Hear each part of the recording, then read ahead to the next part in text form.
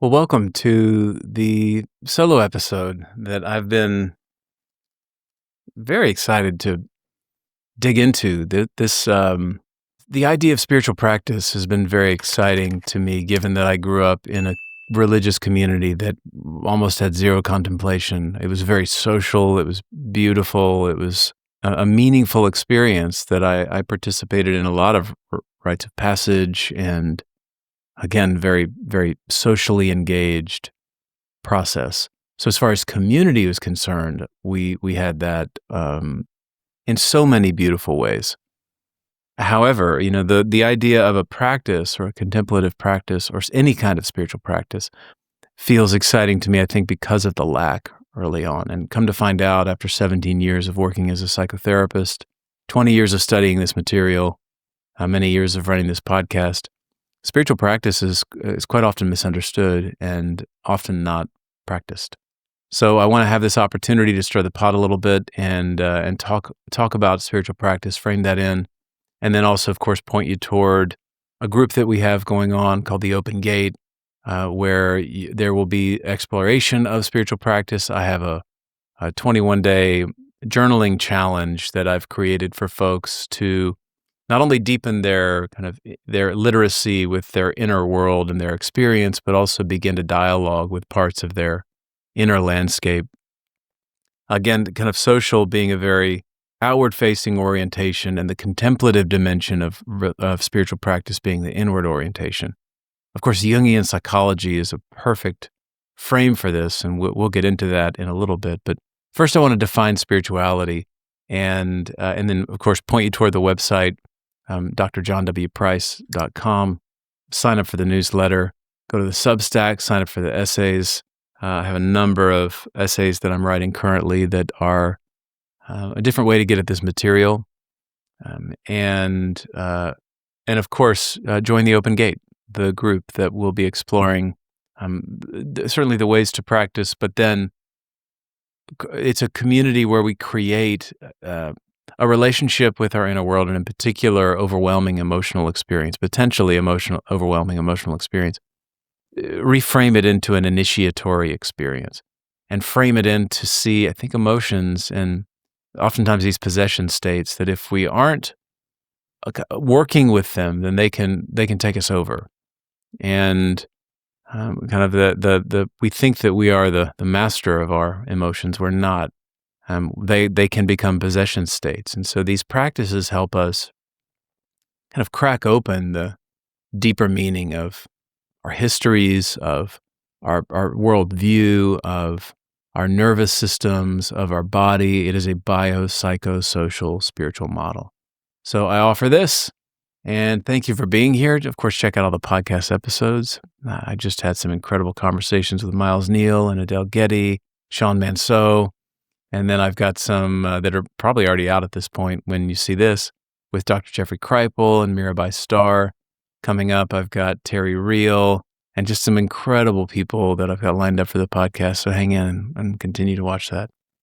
I'll start.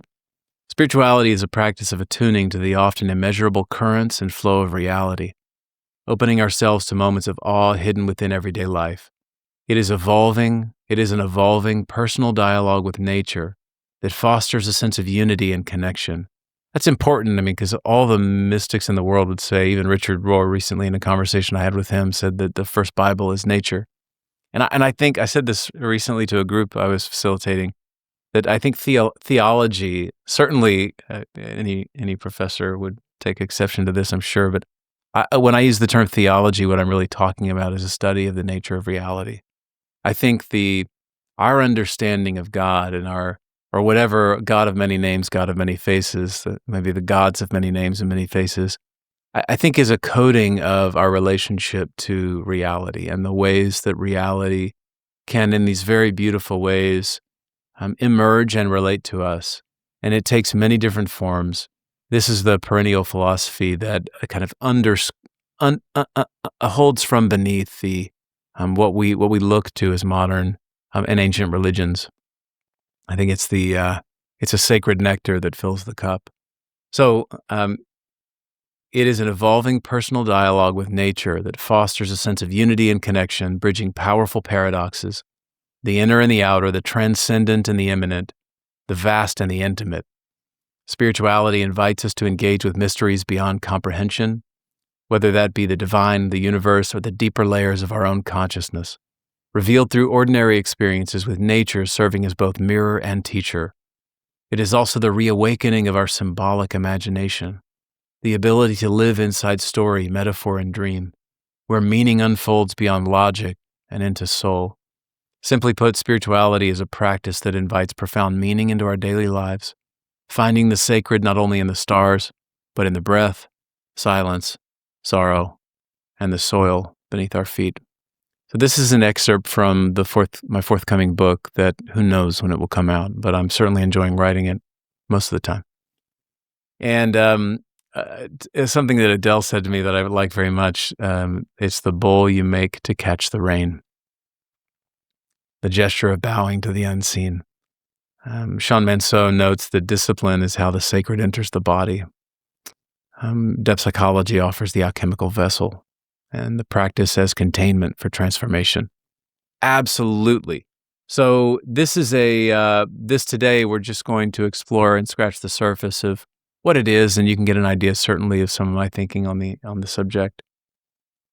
Today, I feel it's necessary in many ways because, and who knows, this is probably how it's always been with humans, but now it does seem different. We're taking in more information than we ever have as humans. We are constantly inundated with the potential for distraction states.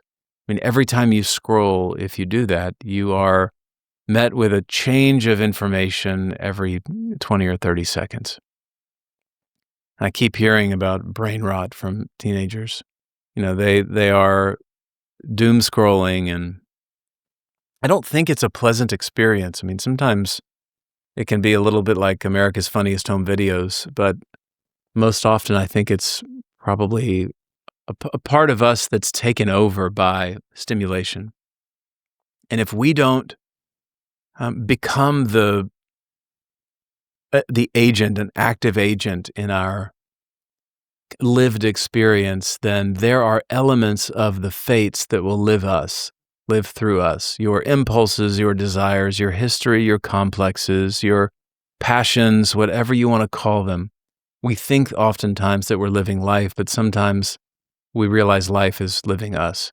And this is the moment to have a practice to cultivate attention, to cultivate the vessel that can be ready to hold pretty exotic elements of the nature of reality. So it feels exciting to devote some time and some time to recognizing that you can be taken over.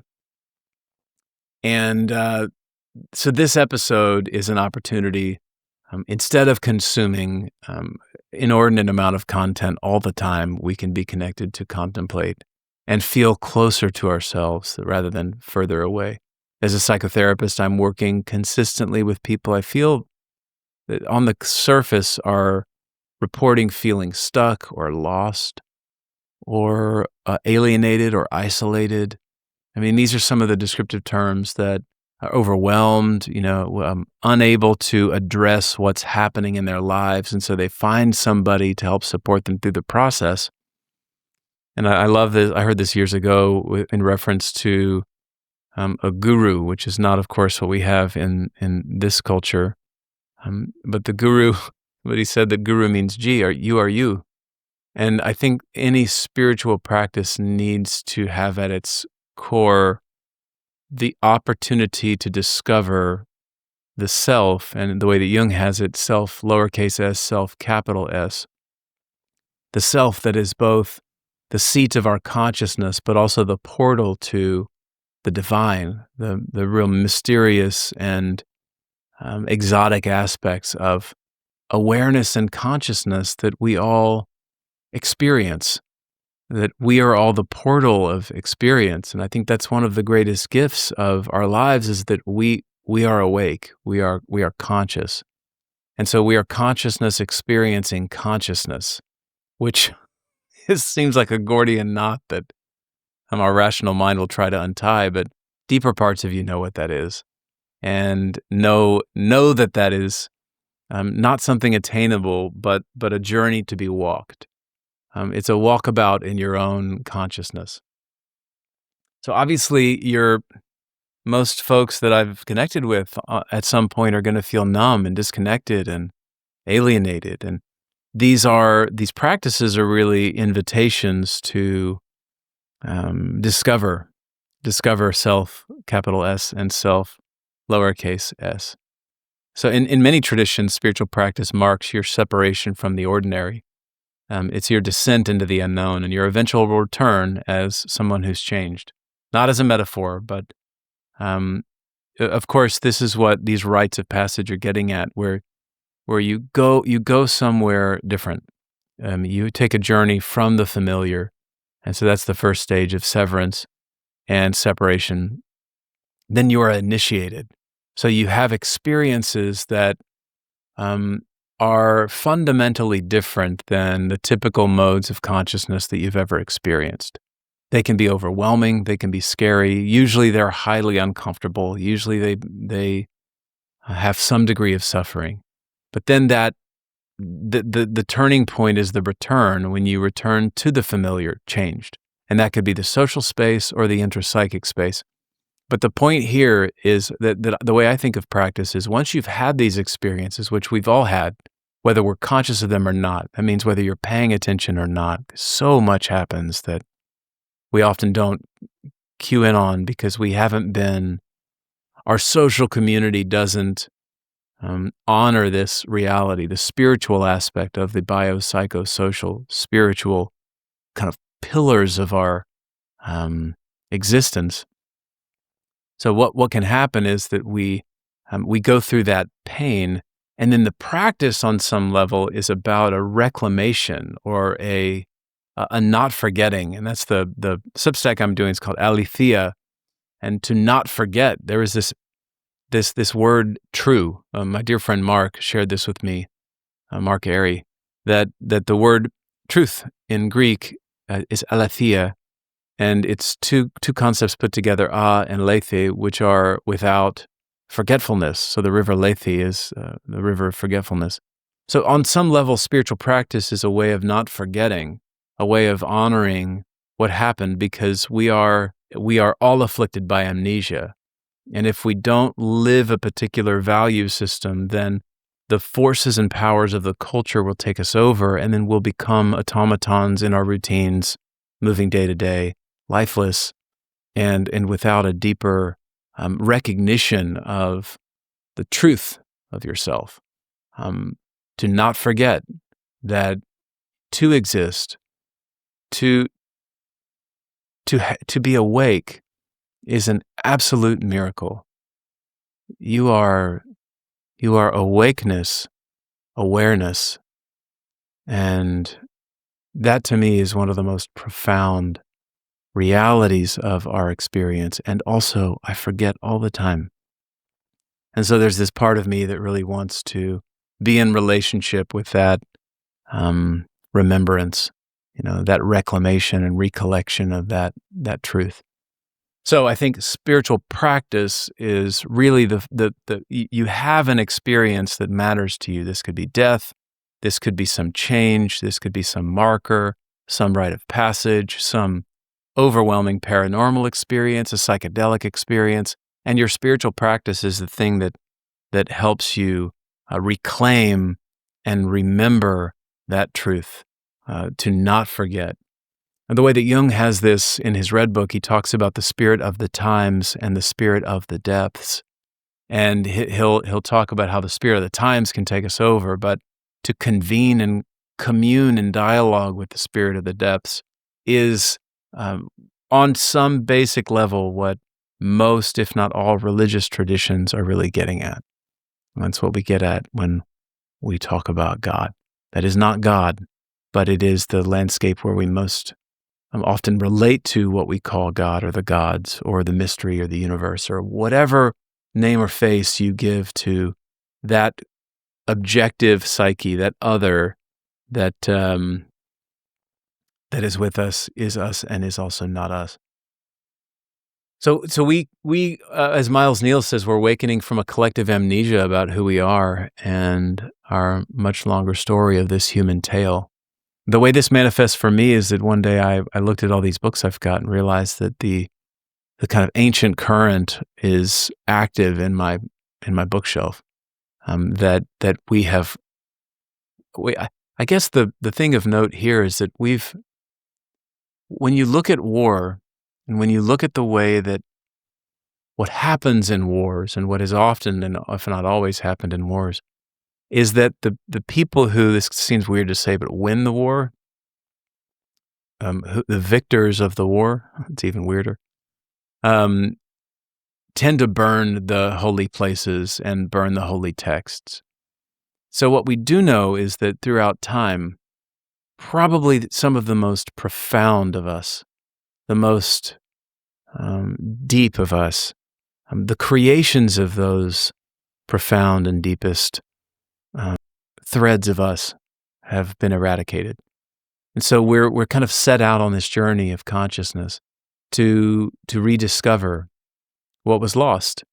And that happens not from only reading ancient texts, which I think is really important. I put it as one of the 5 most important elements of spiritual practice. But it's also about discovering what is simultaneously unique in that it's your lived experience, and also universal in that it's our lived experience. And this philosophers go crazy over this. They call it qualia. What's your red versus my red? But I just think we can at least have maybe one gift here and say that I'm going to imagine the capacities that I have for depth, that the entry into mysteries that I have is also what you have. And when you don't have a culture around you that provides you the incantations and invocations and practices and process, as the Buddha said in Buddhism, the 3 jewels are the teacher, the teaching, and the community. If we don't have those elements, then we're a little lost, and we'll play through our own passions, emotions, history. As Freud talked about this, the repetition compulsion. We will be stuck in an eddy or a tornadic experience without movement. And Chinese medicine gets into this by looking at stagnation as a real element of stuckness that we all experience physically, emotionally, spiritually. So in modern life, obviously, we have a deep ritualistic. We're disconnected from ritual. We're inundated with distraction states. We've lost meaningful rites of passage. We have fragmentation of meaning. I think I said that earlier. And also, there's a lack of connection with natural cycles. I mean, how often do you connect with the sky and with the moon and feel the wind? Often I get distracted from that, and I go into my routines. And so that practice of remembering to remember is deeply important. So our attention has been colonized, our inner life outsourced to experts and influencers, our bodies treated as productivity machines, and our longing for mystery sold back to us as self-help, optimization, improvement, hacking, shortcuts. If anything, we've learned that any kind of shortcut tends to be a bypass. So a bypass of what is the question for you to ask yourself. So spirituality is not a ladder toward purification or perfection. It's not belief. It's not escape. It's not ego refinement or bypassing. It's participation. That's important. It is participation. It is your birthright to participate in the radical and exotic and beautiful nature of consciousness. And that, to me, is something, it's not about numbing your anxiety, but about learning to listen to it as a messenger, not about silencing your grief, but about recognizing as your grief as the articulation and expression of your love and loss. It's not about erasing fear, but learning how to walk beside and with fear, learning how to be with your nervous system. You are embodied. It's taken me a long time to realize this, and it's taken us a long time to realize this, but we all have it. We all have access to that.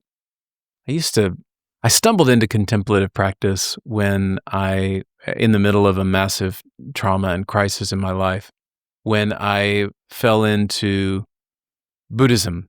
And as a person who grew up in a social religion, to Buddhism felt as exotic as it gets. But I devoured every single book, lecture, workshop I could. I devoured it. It became part of my research as in early psychology, my master's in clinical psychology. Almost every single paper I wrote was on addiction and mindfulness practice.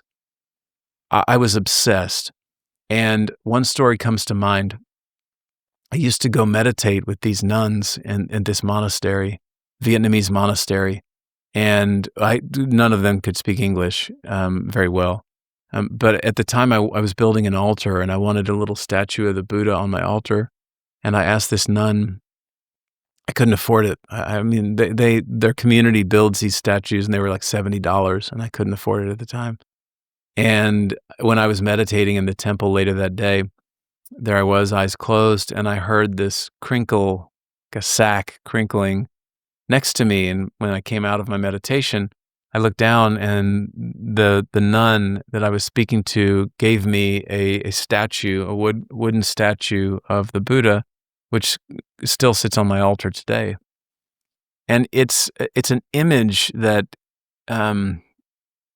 carries with it the mind of contemplation, the mind of introspection. It's one icon of many in on my altar. But the most important thing here is that we need an element of going inward. And meditation early on was that entry point for me. It doesn't have to be. I really reject the rigidity, and that's one thing I loved about talking with Mirabai. I really reject the rigidity of a lot of purity and rigidity of modern religion. We think the word discipline is the kind of discipline that you would have in, kind of the military, when that's an element of it where, consistency and expression of value, deeper value by behavior. But discipline, I link up with the word disciple, and it has a lot to do with what you follow. And so, like, if you value what you say you value, do you do what those values indicate you do? So in a spiritual life, are you practicing your spirituality? And not with judgment, meaning if you haven't been practicing your spirituality, which oftentimes I fall into stages of not practicing, that's a reminder to return. It's a little like in meditation, right? You sit in meditation, your focus is there. I start going, hell yeah, I'm kicking ass at this. And then before I know it, I'm off in some mental movie and deep in the threads of some other time and space, and then come back and realize my mind has been elsewhere. I've not been present. And so I don't judge myself then. I just return. And that happens over my life. The reason I like the practice of an altar so much is because I can look over and realize when it's really dusty and a little unkempt. And then I tend to it, clean it up, tend to it, and back in it.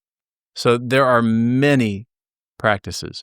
And if you come and join the Open Gate, there's that challenge I give, which is essentially the process to cultivate what I believe, I would say both contemplative practice, but certainly also Jungian depth psychology helps us frame what's happening. So practice isn't about feeling spiritual.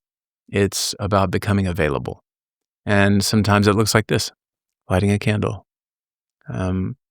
doing a meditation right before you open your eyes when you wake up in the morning, being sure to feel as many opportunities to connect with nature as you possibly can, whispering love to beloved people, washing dishes, making love. I mean, these are all opportunities for the mind of practice. And the more we practice on the pillow, so to speak, the more you have a contemplative practice, the more you can practice in your waking, everyday living life. And when you try to practice, you'll resist, you'll forget, you'll rebel against your own longing. It's not failure. That's the trickster. That's the part of this whole thing of reality that shows up always on the sacred path. And in myths, the trickster breaks patterns so new life can emerge. Your boredom, your irritation, your resistance to lighting a candle or sitting in silence, that's just the trickster energy reminding you this isn't about control, it's about participation. Come correct. That's probably the wrong word. Come with a full, attentive heart to the process. It's a sacred architecture, spiritual practices, and there are opportunities to deepen your ability to feel the wind, to listen to the locusts, to connect with the beloved, your beloveds, to be as present as you can with yourself. And we fail. We all will fail. And so when we practice, and more importantly, when we practice together, which is another way of saying walk the path, as Ram Dass will often say, we're all just walking each other home. So to connect with a teacher, a teaching, and a community is the core essence, as the Buddha taught us many, many years ago. So I urge you to check out the group, to spend 1 minute a day. If you don't already have a practice, 1 minute a day. That's my brother and I often talk about this quote. He said that Bruce Lee says he would rather fight somebody that does 1,000 kicks in a day than somebody who does 1 kick each day for 1,000 days. And that is the kind of strength, consistency, value. It's an indicator of a value. So we have to act our way into change. We can't think our way into change. Hence the reason why it's an embodied practice. So thanks for joining today on this descent. Be sure to check out Substack, newsletter, any of the podcast, and also come and join our group, The Open Gate. Thank you for being here. And for now, we'll leave it there. Persuade